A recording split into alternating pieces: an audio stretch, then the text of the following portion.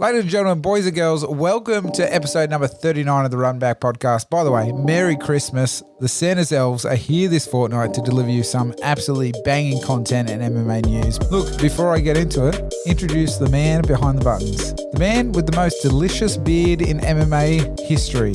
That's right, I'm talking about the one and only, the producer, DL. Mate, what's good? Talk to me. Snags, what's good is I'm good. There's a couple of little secrets in today's podcast that might certify that a little bit more, but we'll leave that to your imagination. But Snags, I'm good. Not long till Christmas, so I hope you've been a good snag this year. Oh, look, listeners know Snags is on the naughty list, baby. That's how we roll. Snags coming from Adelaide. How is Adelaide today? We've gone interstate. We've only recorded so far from New South Wales and Victoria. Obviously, the potty started in Victoria in the original days. Big dash shout out. But Snags is actually travelling for work.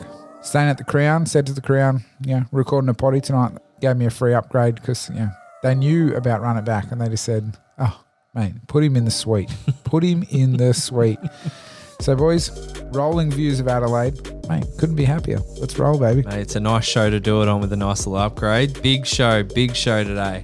Last of the prediction podcast for the year. We'll take a look at UFC Vegas 17, and it's getting quite exciting at the top of the Run It Back leaderboard. Well, for some anyway. After this podcast, we'll jump straight into an award show where we'll crown our very first Run It Back champion. Stoney obviously has the lead. He's been gung-ho in his retaining of the crown over the last few months, but we'll cover that in the leaderboard update later on in the podcast. Plenty of other cool things on today's show. We think we better introduce the boy himself. Stoney, have you been a good little Stoney like little Snags? DL, could not have said it better myself. Reigning, soon to be crowned world champ of the Run It Back podcast. Has a good ring to it, and thank you for the kind words. Welcome back, by the way. Sorry, good to be back after missing last fortnight's episode. Good to be back amongst it. Actually get the right to defend myself. A few little subtle jabs thrown my way by good friends in the other states. So, no, looking forward to it. Man, how's the mansion?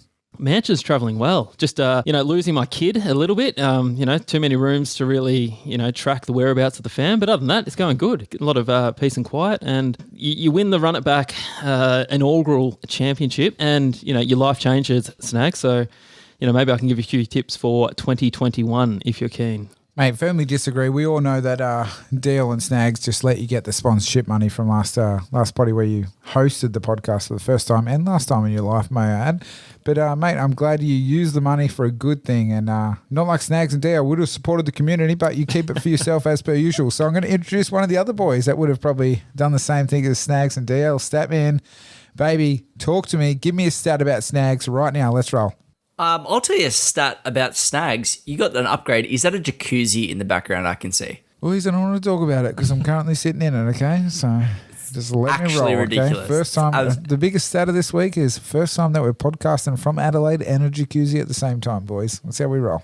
Honestly, that's just flat out impressive. It is Christmas season, which is very, very exciting. And 2021, especially in the UFC and the MMA world, but also in the Run It Back world, is looking very, very exciting. A little bit of unfinished business still left to go in the leaderboard to tie a bow on 2020. Very excited to see how this card plays out. So it's almost a three person race here. Well, it's definitely not a 4-person race, but at the very least a three person race. Very exciting. Trouble. Well, shots fired there. Snags doesn't like a race one. He's always in front, baby. That's right. Good looks. That's all I'm winning this season, boys, and I'll take it. Nailed it. Gold medal, put it around his neck and put a frame on the wall for each of the boys. Boys, on the back of that. I think Snags might have a few bourbons tonight, so we might jump into a story time with Snags with a twist. All right, boys, welcome back to the most touted segment in all of the podcast lands. We're going to start with story time with Snags, and then we've got a little bit of a twist at the end of it, if that's all right, producer DL. Might start off with the content that woos the written gods, the content that brings Snags into the New York bestsellers, baby. That's for sure. Don't even want to go to New York, but yeah, we'll roll with it. So Boys, welcome back to the ABC of MMA, or as you boys would like to call it last week, the ABC of snags. And we're going to roll in. We've got 4 letters again this week. Let me just quickly recap for the boys, right? Because listeners may forget where we're up to. We're up to the letter G. So A for Anaconda, B for Berimbolo, one of my favourites, C for Charles Sutton, D for Danaher, that's right, John Danaher, E for Eddie Bravo, F for Fuss, that's right, no fuss, Keith Peterson, Zach, don't even talk to me, baby, because you know that's right. And G for Go-Go Plato, baby, because that's right, Snags is going all the way tonight, boys. So we're up to letter H, I, J, and K. That's right. I know my alphabet, boys. And what a better way to start? I'm going to start with letter H. So I'm going to throw it over to my man, co-host of the podcast. Wouldn't be here without you. Talk to me. What's the letter H, baby? Well, I had to think a little bit more like you. So I went more for a move more than a person. So I'm going to go a headlock roll. A what? A headlock roll. Oh, that's not a good sign. A headlock roll. Thanks for playing the sound effect before I said that's incorrect, baby. Statman, talk to me. Helwani. Oh. Ariel Helwani. So what? Ariel Helwani. I'm sorry. Yes. That's firmly incorrect, but thank you for your trial. Stoney, last fortnight, mate, I actually missed your presence because I knew probably the only one that would get something right. So hit snags with a H, baby. Absolutely. This will go a long way in determining the authenticity of this book, but no MMA alphabet book would be complete without the letter H being for Herb Dean, boys, an absolute icon and cult figure in the history of MMA. It's true. Wow, I can't think of it could be anything other than that. That's true. Statman, wash your mouth out with soap and tell me that you're joking right now. The Hammer, Chelsea Hackett, boys, podcast favourite. I can't believe you got that wrong. Chelsea would be filthy at the three of you and only good at snags right now. Jesus, Chelsea, if you listen to the podcast, I'm extremely sorry for the boys. I apologise, and I'm the same as you. I'm not mad. I'm just disappointed, okay? So, boys, pull your heads in. Let's line up for the next 3 letters, pretty please, because that was absolutely atrocious. Sorry, okay? Sorry, man, Charles. I'm embarrassed. I can see Dio right now. He's absolutely filthy at himself. A little bit. Okay, we're going to go backwards this time. I. Stoney, give me the letter I. This is an obvious one. Very obvious. So obvious. I can't believe you got me first to get it right. Thanks to Tony Ferguson, I'm going in Iminazi roll. Oh, that was... John, I'm going to go to the boys before I say yes or no. Statman.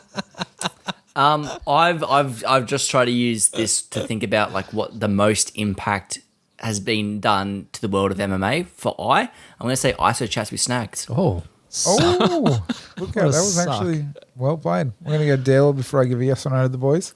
What are you changing the format of the segment? Guess what, boys? Snags does what he wants, baby. You know that, especially after he's had about 7 bourbons tonight. What's your pick? It's so me. You keep going. Izzy. Yep, knew you were going to pick that. That's the incorrect one out of the 2 boys, that's for sure. Stoney, can you correct me what the move was? An Iminazi roll. Imanari roll. There you go. Statman gives me the correction. You know what? Even though that you're wrong again because that's incorrect. Boys, I almost was going to go Imanari roll. That's why I was a bit surprised, but I'm going to go, it's time. That's right, boys. The classic catchphrase from Bruce Buffer. How could he go past an MMA book? I'm disappointed you all again. Classic. So let's move into... Why did you change format if they were all wrong? Snags may have 2 answers for the letters, depending on what the boys say. Imanariol was one of them. Do you know what the third one was? Stoney said this. Do you know what the third one was? What's that? Injuries. Oh, God. That is a DL one. Because they I would have happen all the taken that one. time. But its time was actually number 1, boys. Look. Oh, no, I can't because it's got the other letters on it. hello. That one. Nelly got Screenshot. You see that? And when it's time in Imanari roll and then injuries is 3. That was the saving grace, that one, because obviously a shit pick. Okay, we're up to the letter J. Statman, hit me. Jonathan Dwight Jones. Yep, firmly incorrect. I'll move on from you. Won't ask you for K, but Stoney. The biggest name in MMA outside of the cage. Give me a bit of Joe Rogan. Oh. Yep, false. Snags is biggest name out of the cage. But anyway, thanks, mate. DL. Judo. Judo is not it. Thank you very much. It's jiu-jitsu. No. Oh, it's so close. So close. How did you not get that one? We've talked about jiu-jitsu from letter A to basically letter J the whole time. You've been like, is this MMA of BJJ or is it MMA? Oh, you guys are killing me. Okay, we're going to go to letter K. K for kitty outside of MMA, okay? DL. I'm going to go / a discipline and a person. Karate hottie.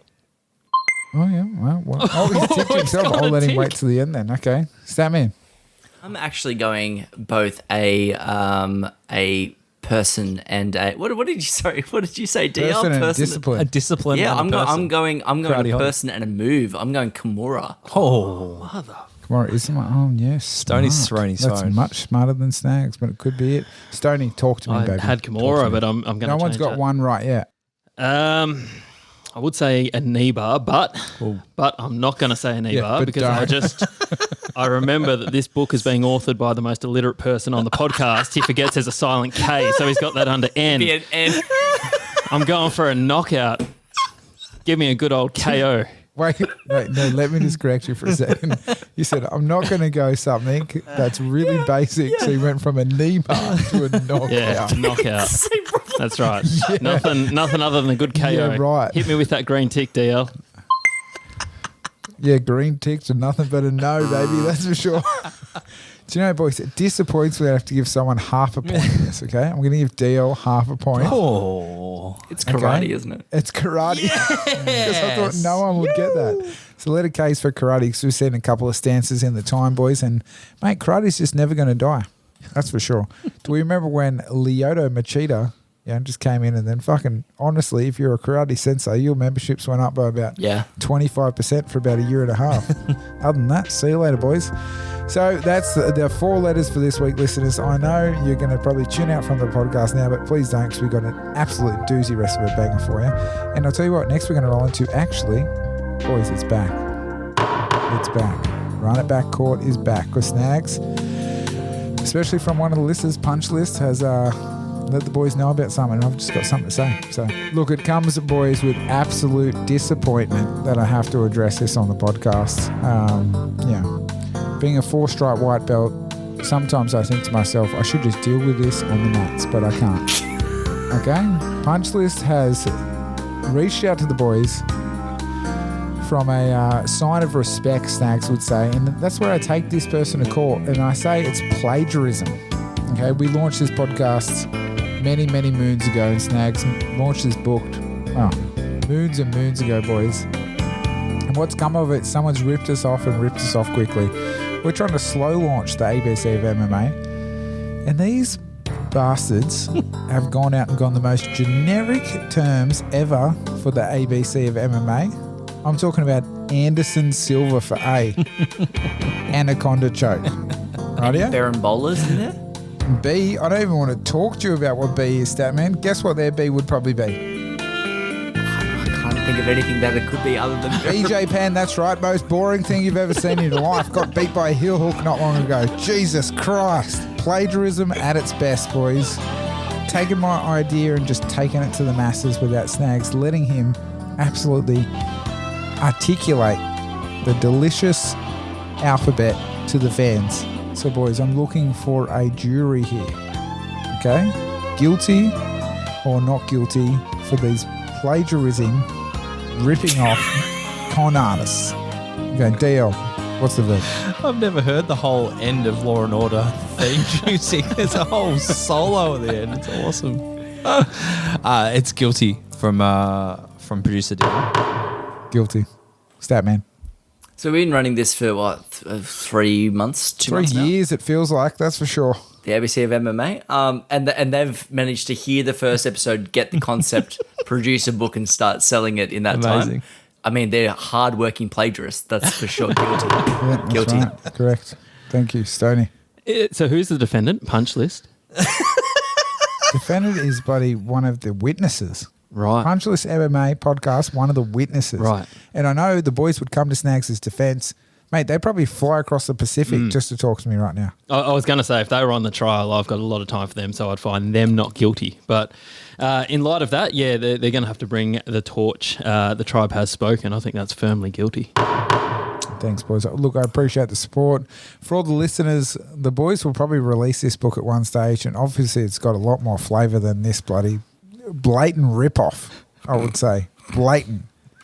It's like going to Paddy's Markets on a Sunday, boys. You think you're getting a pair of Adidas? You're not. Such a specific reference. Those that listen from not in Australia have no clue what I'm talking about right now. Everyone who's not local to Sydney is just like, Honestly, all right. running back court might get taken to real court for defamation after. Okay, boys, let's cut it I off don't know there. if you could just say. But anyway, running back wins again, baby. 1-0 in court, that's for sure. Fuck, that was such a better segment than last time I tried to do running back court. I've cut the run it back court out so many times out of this podcast. I was going to say, That was you got cut Dustin. last time. Do you know what? Wasn't even prepared. But I was just so didn't show. fired up. Just bloody really got me grinding my gears, that's for sure. The seventh run at back court and like the second one that's going to make it. Oh, shit. Seriously. I've done more bloody run it back court intros than I have bloody normal intros, and they've made it better. Oh, Jesus. Anyway, boys, thanks for joining in. At least we're up and Punch about list. to the rest Mate, of the pod. appreciate the Yeah, support, yeah. appreciate the love. Keep fighting the good fight. Snags will never die, baby. All right, boys, let's straighten up with a bit of hot take.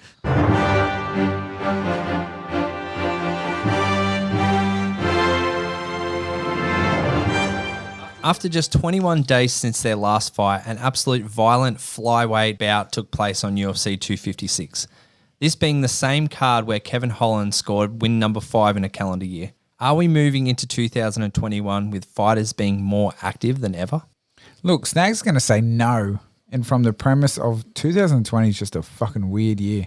Like, who would have thought I'd become a best-selling bookseller and someone would play drive my content? And then also, fighters just got to do what they do. And I think we're restricted in terms of who we can get in on events at the moment. And we're going to hope 2021, probably breaks free a bit and the boys get a bit of a break and we get a wider range of fighters on each card. So I'm going to say no, boys. I'm going to say yes and no, DL. I think it's opened the doors for those up-and-coming fighters. It's shown that you can get more than your traditional 3 fights a year in if you really are serious about making a name for yourself and injuries permitting.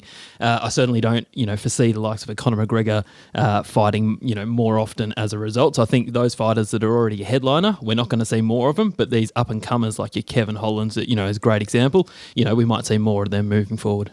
The boys have hit the nail on the head. I think the active fighters that we have seen are the ones who have put their hands up to take on more opportunity. But then you've got other incredibly active fighters who haven't been able to fight so much this year. So I think the fighters that we are seeing on every single card are those fighters who are local, either in Dubai or in Vegas, and can turn around quickly, or they're the fighters who will just say, yes, just put me on the card.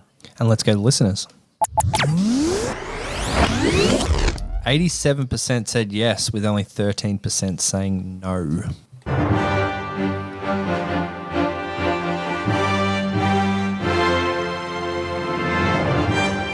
In some sports, a draw just doesn't feel right. Would you like to see a 4th round played out in these circumstances to give one more chance to determine a winner? What happens if it's 2-2? Well, What? it can't be because it's a draw It's a after 3-round fight. 2. So unless they It's a draw. 3-round fight. What happens if it's 2 rounds each?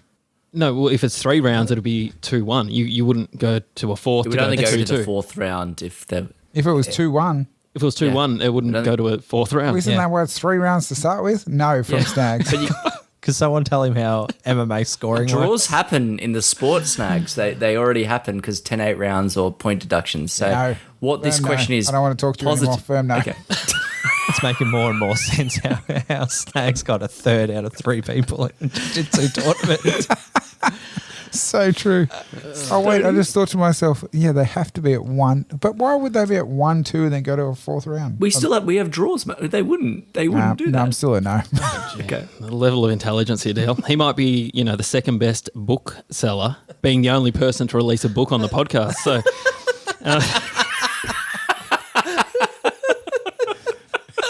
look for me, boys. No, I'm going to say that's an incorrect false as well. For me, I'm going to say no. I think there is a time and a place for a draw. You don't like to see it happen too often, but, I recall the Wonder Boy and Woodley. I thought that was a super close fight. And I loved the fact that first one was a draw. I mean, it set the stage for them to run it back. I'm happy. If a fight is close enough, let's give it a draw and, run that back down the line. And what a fantastic, fun rematch that Woodley-Thompson fight ended up being. It was absolutely snooze fest. I do say Tell us what you really that there think, is Stabman. room for a sudden death fight, a sudden death round. The only way I would find it to be acceptable is if live scoring came into play.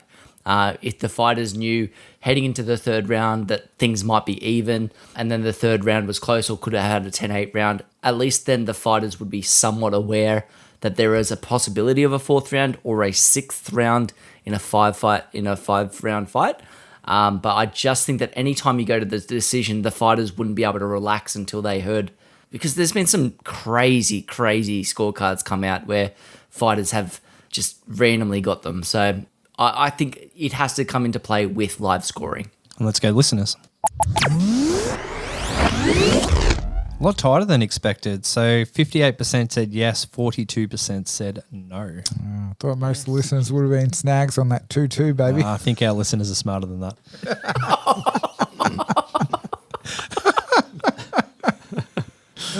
Well played. That was the most witty you've ever been in your whole life. He didn't play it cool after he said it or anything. He's like, nah, Because he felt cool inside. You could tell was a by his fucking facial great expressions. one. He's like, holy shit, I've just outwitted snags. Proceed. That was well played. I will stand corrected.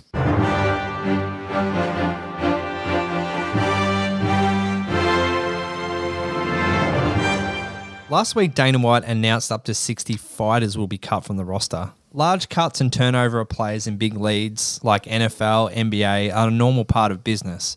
Should we see more regular turnover in roster sizes in MMA promotions, especially on the back of the success of fighters coming off the Contender Series? Tricky one. I say no.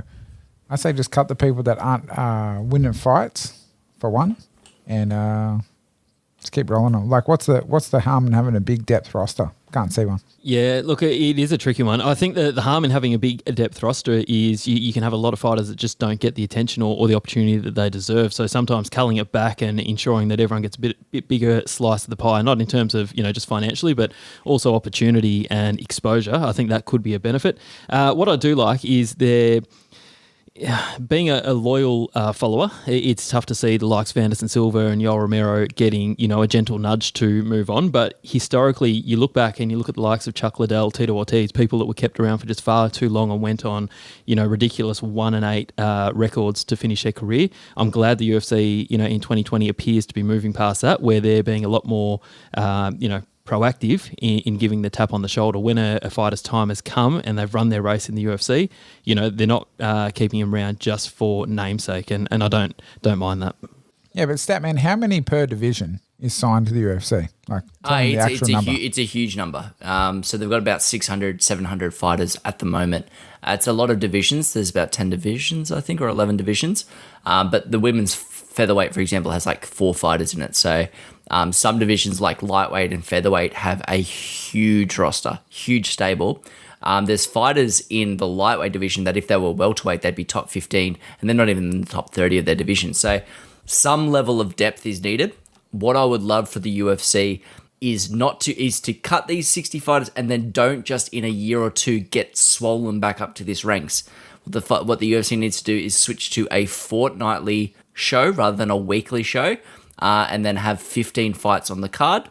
That way you can still put on a great number of fights. Everyone gets their chance in the spotlight, but you don't have bi-yearly mass cullings just before Christmas of fighters. Briefly on what Stoney said, you've got the aging legends who are cut out. I also find that the cuts get a little bit easier in retrospect. If you look at some cuts that the UFC have made of talented fighters like Rory McDonald, John Fitch and stuff like that, once they're gone from the UFC and they're fighting regional talent, you go, oh, okay, yeah, I get, maybe they weren't worth $300,000 per fight, or maybe they weren't worth $400,000 per fight. That's just my take on it. Let's go to the listeners.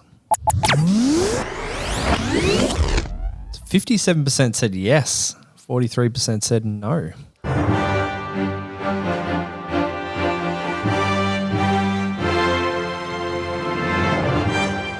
With the increasing likelihood that Khabib will never return to the UFC, and when you've got Tony Ferguson off back-to-back losses, is it starting to make sense that Conor and Dustin in January will be for a belt?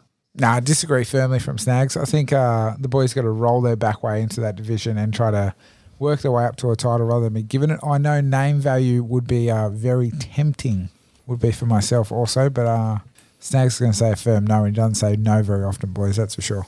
Yeah, I love disagreeing with Snags, and I'll love to do it again. I think so. Who are you going to roll in? I know Charles Oliveira had a great win against Tony Ferguson, but you know Michael Chandler was touted as the backup for the main event a month or so back. It doesn't feel like anyone's deserving in the true sense of it, and people will say we've entered this era where name value just gets title shots, and I'm calling that bluff on that. You date back to 2004, Kenny Shamrock come back after 6 years off and walk straight into a title fight against Tito Ortiz. So for those people saying that the landscape has changed and everything gets handed to Conor, that's not entirely true. This has been happening for many years, and I think the name value of a Conor and Dustin, I'm all for it. Make it for the belt, and then make Oliveira and Chandler for the number one contender, and let's restart this division and kick it off the right way. Mate, we go back to 2004. We're also rewinding VHS tapes with a rewind button. So I would say firmly incorrect from you. But anyway, Statman, proceed. The Matrix came out on DVD in 1999, which was the boom of the DVD. So moving on. Well played. I honestly think that Conor McGregor hasn't won a lightweight fight since 2016, over 4 years ago. To chuck him into a title fight against Dustin Poirier when his most relevant wins in the last couple of years come at welterweight is a little bit ridiculous. I think what the UFC needs to do is do a little bit of a four-man tournament. You got Charles Oliveira versus Justin Gaethje and Conor McGregor versus Dustin Poirier, and the winners face off for the title. But you're in a division at the moment where the top three fighters have all got recent losses to Khabib. It's going to be very, very uncomfortable for anyone to call themselves the true champion. I'll just throw in George St. Pierre, another one, more recent times, walked back after 4 or 5 years out of the sport, never fought in that division, straight into a title shot against Michael Bisping. So this is not unheard of. If they did make this fight, this is not special treatment for Conor McGregor. This has been done many times before. Let's see what the listeners had to say. Only 38% said yes, 62% said no. That's pretty strong. That was hot take.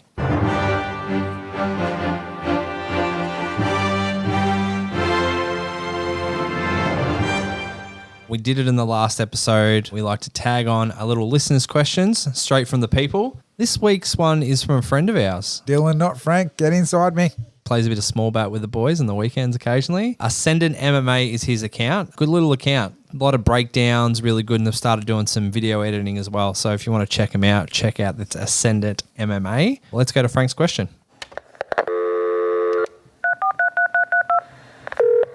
Gentlemen, thanks for having me. Just wanted to, first of all, actually, it's great to hear all four of you back together. My question for the fellas was, who has a better redemption story? Is it Tyson Fury going from overweight, heavily obese, drug and alcohol dependent and depressed to heavyweight champion?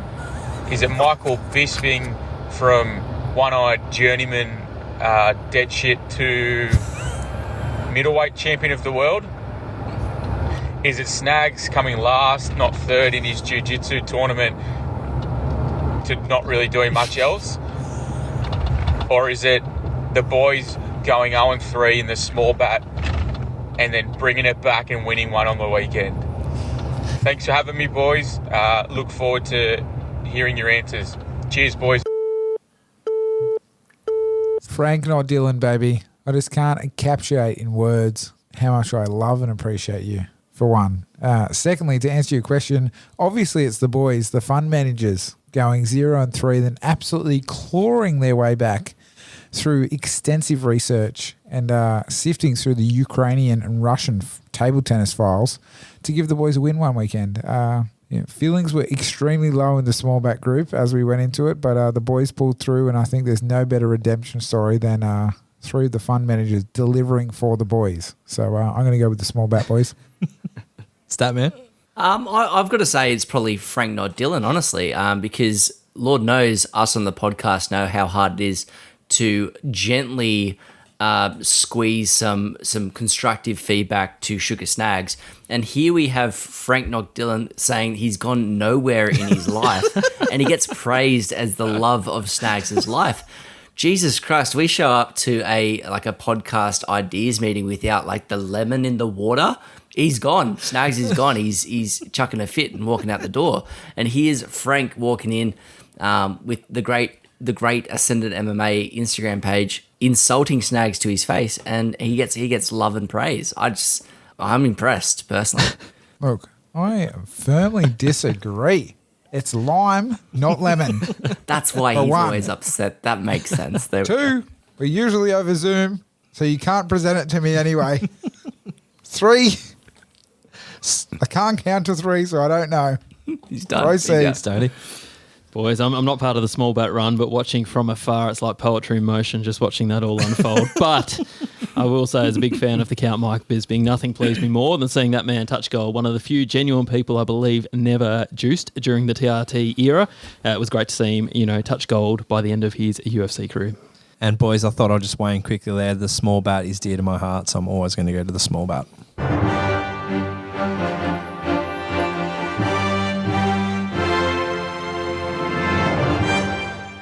Boys, let's jump into a leaderboard update.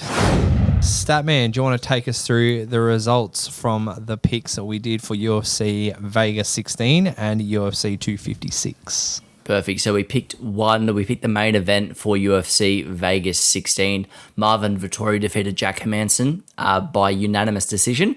And then we switched it over to UFC 256.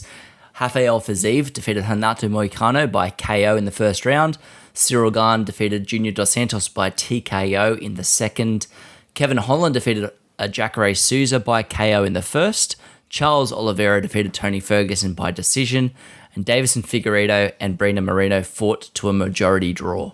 Now, boys, it's going to get quite interesting here because there's been some moves. No placements have changed, but we've got a little bit tighter on the top here. So let me run through exactly where we're at. But what I thought I'd do, boys, I went back through the archives and Snags would understand. He's sitting there. He's got 62 in the year. He had a little ploy in the last podcast about he was going to go opposite my tips. He did. If they can get home, he was going to turn around a 11-point deficit or something like that. Mm-hmm. Completely disregarded what was going to happen. So Snags didn't do too well. He only got 1 point over the 2 cards. That's a lot. That's actually on par for how Snags normally does, so I'm going to give it a hand for Snags for keeping the average up. I think I got 3, didn't I? Half the course. But I didn't want Snags. 3? No, you didn't get 3, mate. No, definitely not. Oh, I was looking at 255. That was 9 last predictions. And you only got 2 on that one, so not 3. Well played. So I thought I wanted to put a smile on Snags. Anyway, proceed with your silly story. I wanted to put a smile on Snags' face. So I thought I need to find a moment where that man was on top. I went back to June 2019. I found episode 4 and he was on top, and here's a little snippet. Just quickly, I don't have the sheet in front of me, obviously, but just quickly remind me of the picks, like what my score was out of 5. So you got 5 out of 5. Oh, yeah. So 5 out of 5, and the only one not to put money on the fights. So first time you don't put a multi on, and first time I'll probably ever pick all 5 fights. So. Yeah, I know. Anyway, that was the last time Snags got 5 winners and was on top of the runner-back leaderboard. This was pre-Stoney and pre-Statman. This was just, don't go back onto the podcast, boys, and find episode 4. Just skip over that. Well, I made a couple of clear and concise comments there. One, I said this will probably be the first and last time I pick from 5. Correct. So I'll give myself a point for that. In June 2019, what a time to be alive, baby. That's for sure. And, thirdly, when you said, try to find a time when Snags was winning, I win every day, baby. You know that. The listeners know that as well. Okay? Let's get around it. If listeners don't know, Snags just come first in his CrossFit comp about 2 weeks ago as well. Gold medal come in the mail. Post on Insta, baby. That's for sure. How many people competed? Well, you'll be glad to know for this one, Statman. Due to COVID 25. restrictions, it was one at a time, Statman. All right. Yeah. Credit where Clap credit's me. due. Clap me. Yeah. 25. Participation award. That's what I call number one, baby. I'll even send you the screenshot. I do believe you. No, I wouldn't if I was you. Yeah. So Snags is 62 with one episode to go for predictions. So he is strongly out of the race. This is where it gets a little bit interesting. I've made up some ground over the last few cards. So I got 3 on the last card and 1 on UFC Vegas 16. So I've moved to 75. The interesting part of this is Statman only got the 1 over the last 2 cards and is on 76. Stoney also only the 1. It's on 77. So boys, technically we have a 3-horse race. It's a little bit anxiety inducing knowing that if you repeat the performance, your 3 there, and myself and Stoney do, you and Stoney will tie for first and I will lose. Welcome to my world, baby. I will come third, and I'm not about that. I'm not about that life. So congratulations, Stoney. We're in first spot. Jeez, who would have thought? Not me. Who would have thought? Exactly. Well, I would have thought, and I think I predicted it many, many months out. But Michael Jordan once said to me, boys, pressure is a privilege. And I'm really enjoying this. You know, heading in one more week, 2 votes between first and third. We all know how silver medalist Statman performs when the pressure's on, so I can count him out already. So, DL, it's almost, head-to-head. It's a grudge match in the studio for this one. Yeah, it's going to be good. I can't wait, actually. Hopefully these tips go the right way, and I think that's a perfect little segue. Let's jump into some predictions for UFC Vegas 17. Boys, we're starting off with the featured. This card is actually 6 fights strong. We're actually picking and choosing some fights. The headline prelim fight, welterweight bout between Belal Muhammad and Diego Lima.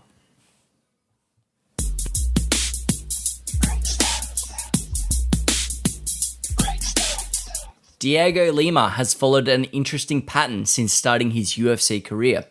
He's gone loss, win, loss, loss, win, win, loss, loss, loss, win, win, win. At this rate, Diego Lima is due for 4 straight losses. And I believe, Stoney, you're picking. You certainly have jumped on that Caitlin Chikagian science that if you follow the history, the trend repeats. So well done on learning, Statman.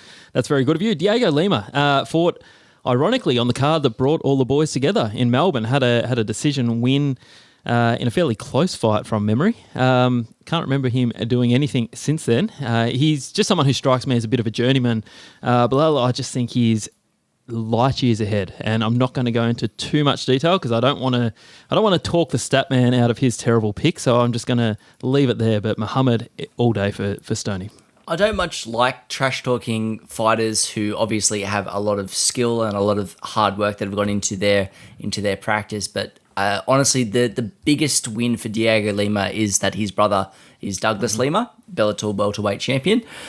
For this fight, I'm sticking with Stoney. I'm going Belal. I think he's just a far better fighter. He's massive favourite too. I think he's like $1.24 on Sportsbet, so there's not much value for your multis there, boys. Love the decision win back in June by the boy. I think he'll get it done again. One of the more active fighters on Twitter, by the way. I do enjoy his work. So I'm taking Muhammad as well. Well, boys, to stick with the theme, DL, have you ever heard of Stephen Bradby before? Yep. Winter Olympics, 1996, I think. Who knows? But just as Lima's gone, Snags is on a four-fight losing streak as well, so I'm going to back him in, baby, for a redemption story here. Lima for Snags. So was he referring to Lima as Bradby or Snags as Bradbury? I think bit of column A, bit of column B. You never know. Bradby hadn't won anything before he won the Olympic Games anyway, so who knows? What a good-looking individual, though. I think I'm going to dye my hair the same way. Heading into the main card, we've got the bantamweight bout between Marlon Moraes and Rob Font.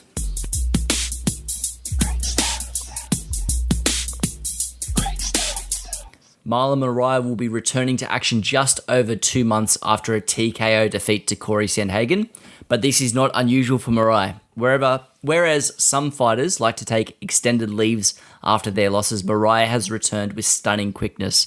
Of his 7 career losses, he has returned to action in under 70 days in 3 of them, and in 6 months or less in another 3 losses. He's only ever had one career break of more than a year, and that was following a win on the regional circuit. Likes to keep busy. Yeah, look, it's an interesting one. He obviously had the devastating loss to Sandhagen. I still look at Moraes as one of the absolute top contenders, and I know he won the controversial / not controversial in our eyes Statman split decision against Jose Aldo. We got that one right. The boys were filthy. Then coincidentally didn't get the title shot. They gave it to Jose Aldo anyway, so just completely disregard who actually won that fight for the number one contender. So it struck me as odd that he actually still hasn't fought for the belt to fight despite winning the number one contender rights. His last two losses, obviously Sandhagen we mentioned, Henry Cejudo going back in 2019. He's clocked some good wins. Aljamain Sterling, Aldo.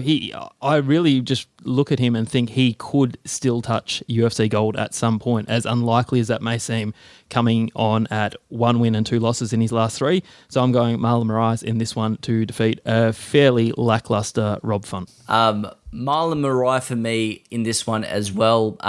The Jose Aldo fight, obviously clear, I thought, the victor in that one, and Henry Cejudo as well. The first round was all Marlon Moraes. He gassed out a little bit and lost and took the loss. Sandhagen fight was very surprising for me. I did not expect Corey Sandhagen, but that was more me underestimating Sandhagen rather than overestimating Marlon Moraes. And much like Stoney said, I do think that Rob Font will find himself vastly overmatched in this one. Yeah, I think Moraes will have a massive point to prove after going down to Sandhagen. Font only one fight in 2019 compared to Moraes 3. And then Moraes obviously had one this year as well. So I think we might see a dominant Moraes and take that win. So I'll take Marlon Moraes. Quick question for the boys. What's your favourite font on Microsoft Word? Times New Roman. Yep, boring. Boys. Can't think of a font. Yeah. Century Gothic's always a winner. Oh. Ooh. Oh, that's Nice. fucking weird. I used to be a Comic Sans man, but I've matured. No, you did not. No. Did you? Yeah, I liked it. It was fun. And maybe I thought I was fun. For birthday invites when you're 7. Sounds like something Snags would say in year 7. Comic Sans is fun for not fun people. Well, Oh, listener poll. Just get into the boys' DMs. What font do you use on Microsoft Word? Let us know. Snags, Trebuchet, MS. Get around it. On that note, I'm going Font for sure. Rob Font for the win, boys. Going against Deal as per usual. Going to claw him back and see how he goes. Anyway, that's my take on the fight, boys. Sorry. The listener's just going to be hating me for the last episode of this year. Overlooking the fact that it is a statistical impossibility for Snags to claw it back. I'm very excited to watch this continue. Yeah, statistical impossibility for someone to use Comic Sans as well, but we're not ruling that out, are we? We're heading into a welterweight bout between Chaos Williams and Michael Pahea.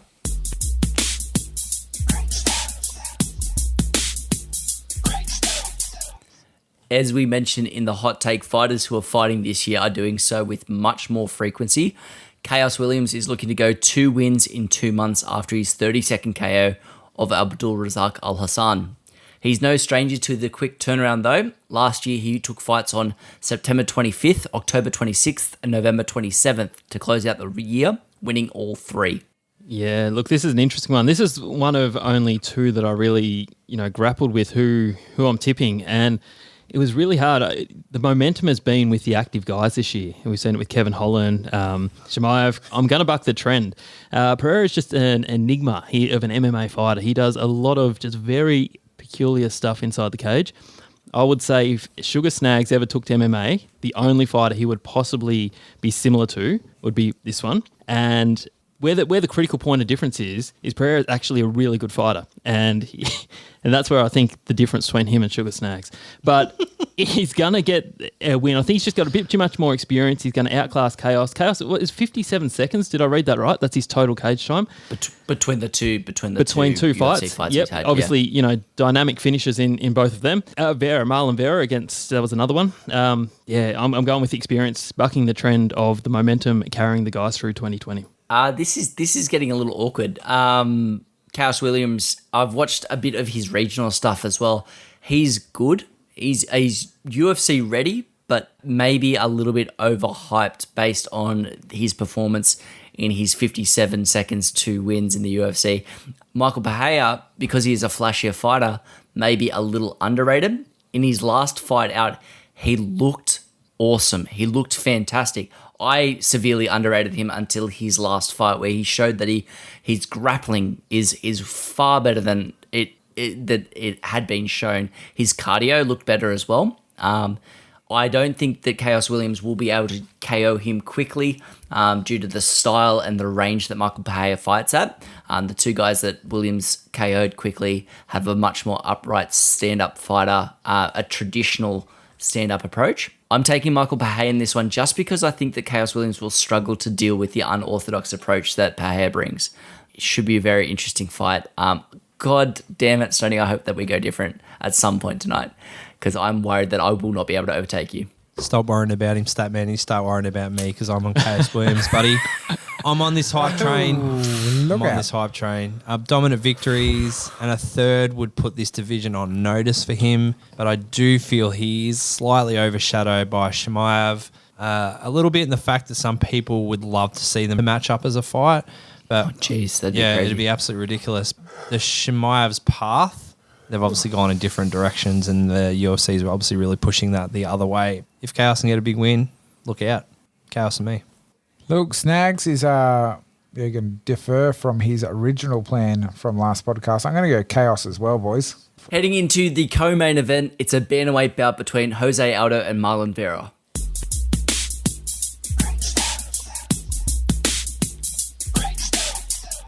Marlon Vera is tied with TJ Dillashaw for most finishes in the WEC and UFC bantamweight division, while Jose Aldo currently holds the record for most finishes in the WEC UFC featherweight division.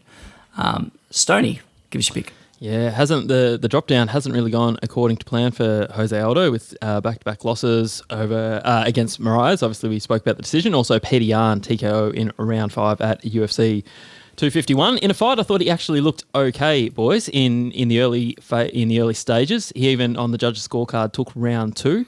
So mixing it with a very high level opponent there in Peter Yan. Marlon Vera obviously coming in off it was a Sean O'Malley, that was his last fight. Yep, yeah. So obviously he got amazing. He got the stoppage, and Sugar Sean left on the stretcher. Memorable moment for MMA fans around the world, namely Zach. Jose Aldo, look, you 2-5 in his last 7, but you look at those losses: Max Holloway back-to-back, Alexander Volkanovski, Moraes, and Peter Yan. All those boys are on a vastly different level to Vera. The wins in between there, Jeremy Stevens and Moicano. Yeah, look, I've got Jose Aldo in this one. I think he catches Vera. I'm going to go with a round 2 TKO. So I do see some similarities with Jose Aldo's trajectory and Anderson Silva's trajectory. I'm feeling that Anderson Silva was actually pretty competitive even with Israel Adesanya and the higher levels of the middleweight division. Despite losing fights, he was still very, very competitive. I think that Jose Aldo will be this fighter for the bantamweight division. So competitive with the best in the division, but always coming up short. In this fight, Cheetah Vera, it is a huge, huge, huge step up in competition for him. I think Conor McGregor did the same sort of damage to Jose Aldo that Chris Weidman did to Anderson Silva. I'm taking Marlon Vera by round 2 TKO in this one. I don't know about this one. Aldo's looked good recently, but with only one win in the last 2 years. Vera got through O'Malley, then he lost to Song Yadong. So I think it's a coin flip. So I'm going to put the world in the hands of a coin flip. I'm going to take tails Aldo, and Vera can have heads. Hey Google, can you flip a coin? It's heads. Vera for me. Here you go, Vera. Actual coin flip. Vera. Hey, Siri. Who is Jose Aldo? Snags' pick. Oh, that's right, boys. I'm going Aldo, going against DL Firmly. I don't think I turned my sound on for that one, but it did come up on the screen. So I'm going to go Aldo. I don't know why, because I think he's probably going to get beat. But Snags just want to claw one back, baby. So what was your finish in round? Finish round 1 TKO. Decision for me. And then we're heading into the welterweight main event. It's time! We have Stephen Wonderboy Thompson versus Geoff Neal.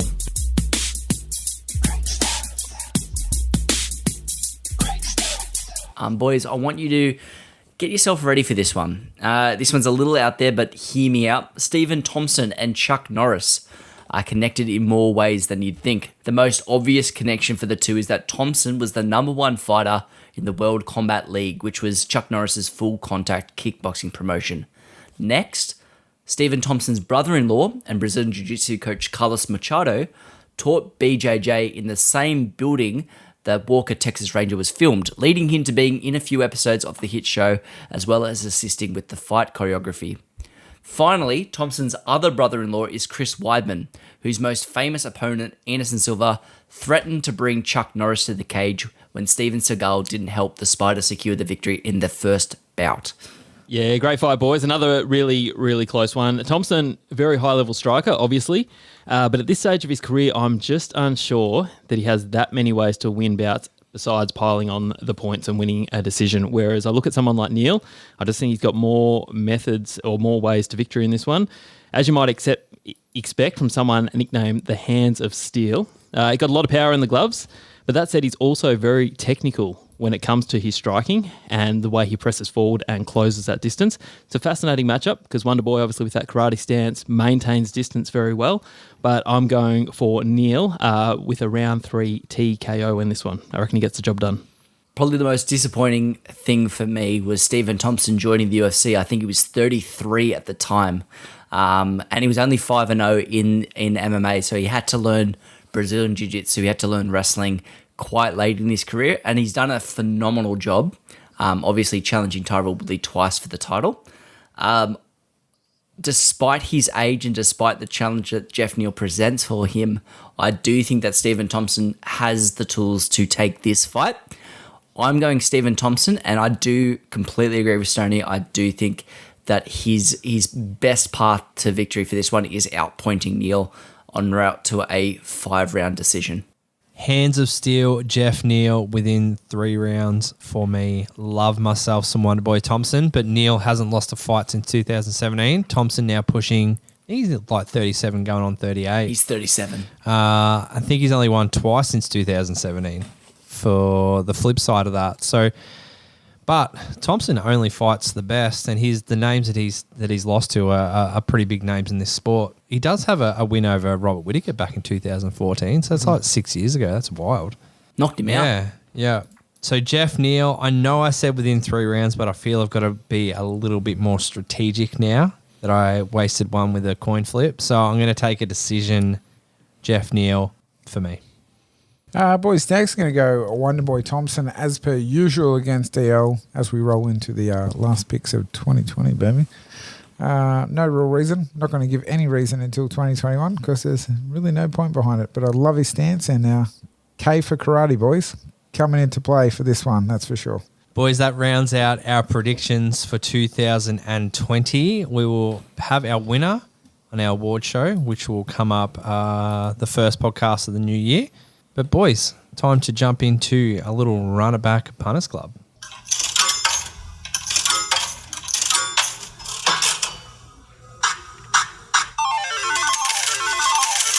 Well, boys, true to form once again. We missed out on episode 38 multi. Still just the 130 in the bank so far for the boys. Just a quick recap. We had Australia versus India in the cricket 2020. That was our first leg, and unfortunately, we lost in the first leg. India found some form. Nebraska at $1.98. Snags. Do you know if that got across the line or not? I actually didn't catch that one. I'll check it out. I didn't look because... We only won one. I think it was Snags's. Yeah. Really? Yeah, because Crystal Palace. I'll pull it up here. I've got it here. No way. Yeah, it was Nebraska at Purdue, and Nebraska won. Crystal Palace, we went the draw, and it did not go through. And Sydney Sixers against Hobart Hurricanes. Sydney Sixers lost as well. What was the Nebraska score? I don't have it. I don't have the result in front of me, but I just know that they won. So random. Boys. Well, let's have another crack. Let's get this week's multi on the go. Our $10 invest this week is Stoney. Stoney, you good to go? Mate, ready to go. All right, so I might kick us off leg 1. I'm actually going to go back to my heart. I'm going to take the Arizona Cardinals versus the Philadelphia Eagles. Ooh. Arizona Cardinals for me, Stoney, $1.40. All right, boys, keeping with the NFL theme, jumping on my boys, the Miami Dolphins, pushed Patrick Mahomes and his chumps all the way to a very respectable defeat this weekend. But I think the Dolphins bounced back. They've got the Pats. They won the turnaround game last year, which really catapulted the momentum Miami took into this season. So Miami at $1.70, get on them. That takes us to a running $2.38. Powered up to $2.51, but we still need a bit of value there, boys, so don't be afraid. Stand man. We got a big boxing match coming up on Wednesday night, so the day before the podcast drops, but it's fine. It's such a done deal that we're jumping into it. I'm going Mark Hunt over Paul Gallen. I'm taking it straight. I'm going Mark Hunt at $1.50 over Paul Gallen. I looked into it. Paul Gallen has had, I believe, it's either 10 or 11 professional fights, and he's only fought 2 people whose career was made as professional boxers.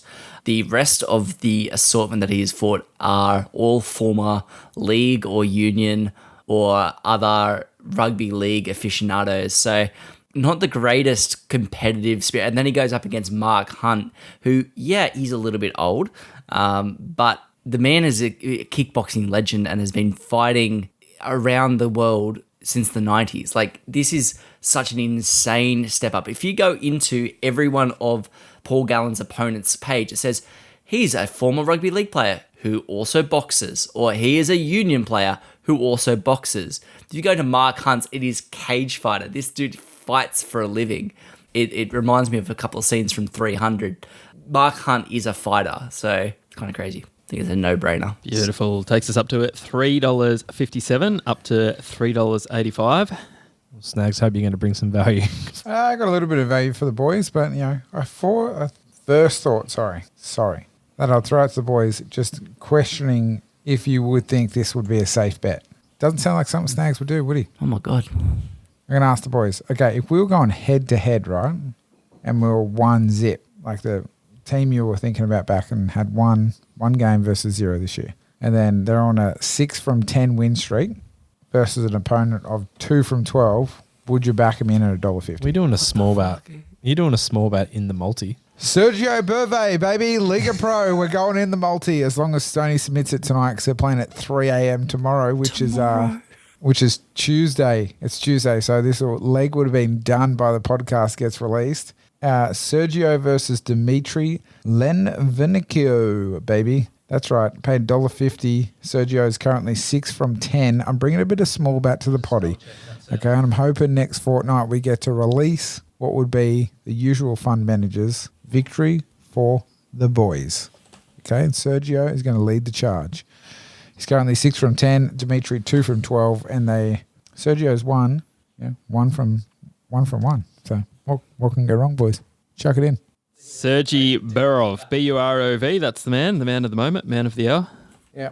Playing at 3 a.m. tomorrow morning.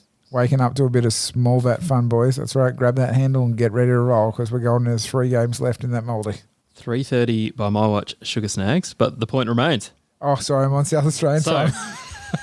We jump up. I got no clue what's going on over here. We jump up to half hour. $5.89. It's one of the conservative bets by us. It's poor It's effort. conservative. It's conservative. But outlandish. I reckon we chuck another one on Outlandish each. tactic hasn't really served us well. So, you know what? I'm pretty comfortable with that. Well, that rounds out our podcast, lads, and that wraps up episode 39. Our next episode will be the award show, which will be a little bit more listeners based. So keep your eye on our socials as we'll pop a little bit more information about our award show in the coming week. If you like what we're doing, please like, share, comment, or subscribe to the podcast. If you'd like to support the podcast, apart from listening and liking, you can jump onto our store and purchase one of our supporter tees. That's us for episode 39, boys. I'm producer DL.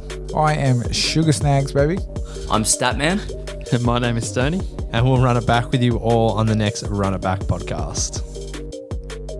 Guys, a bunch of baskets. Seriously, I got to deal with these fucking amateurs every fortnight. Oh my God. It was like babysitting tonight. You. I was on an absolute fire tonight. I was on a tear. It'll sound I reckon that'll fire be my once. best content I've ever put out. It'll sound fire at the end. Why? Because I sobered up. You did actually make a little bit more sense at the end than the start. I thought I had a good run tonight.